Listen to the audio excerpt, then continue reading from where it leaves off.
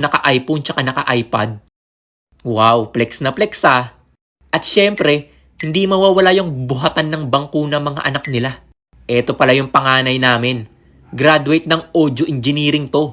Sa Pixar lang naman nagtatrabaho to. Etong anak ko, graduate din.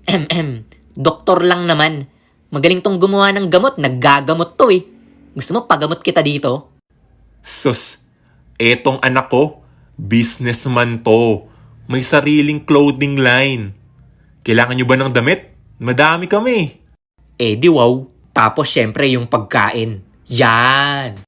Pag madami-daming sponsor nyo dyan, sigurado may paletsyon kayo nyan. Pero pag medyo kapos, yung walang kasawaang fish fillet. Here we go again. Nandyan pa yung magkakasingitan sa pila. Yung parang di kayo magkakamag-anak. Hoy, 3 bugoy. Di nyo ba nakita may pila? Doon kayo sa likod. Kanina pa kami nakapila dito. Iwan, ano ka ba? Tito mo yung mga yan. Tito? Ang babata pa nito eh. Doon mo makikilala yung ibang kamag-anak mo na mas bata sa'yo pero mas angat pala sa'yo sa family tree. Bunsong kapatid ng lola mo yung nanay nila. Kaya pinsan ko yung mga yan. Tito mo yan. Sige po mga tito. Una na kayo. Tapos syempre, di mawawala yung program dyan. Pag-speech ng pinakamatanda mo na tito.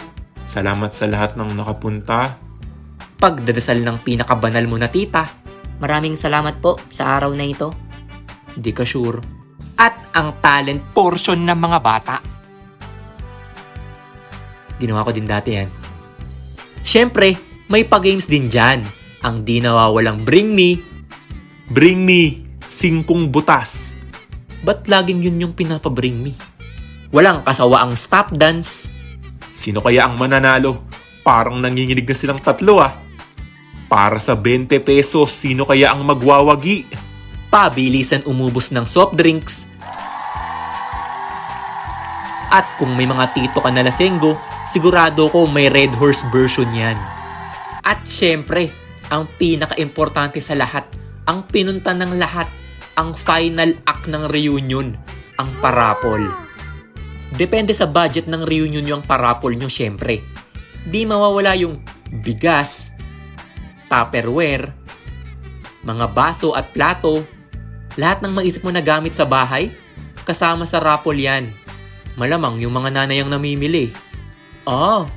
Kaya pala, kung ano yung kulang nila sa bahay, yun yung pinaparapol nila. Para kung sakaling manalo sila, At kung big time naman ng reunion nyo, magandang bigayan dyan for sure. May mga appliances dyan.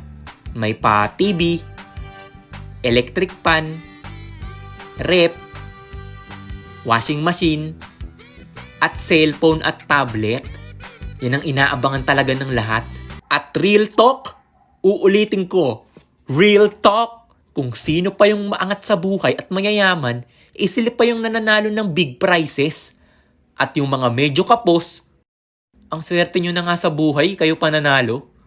Ako tong kapos, ito na panununan ko, tabo. O, di ba totoo yun?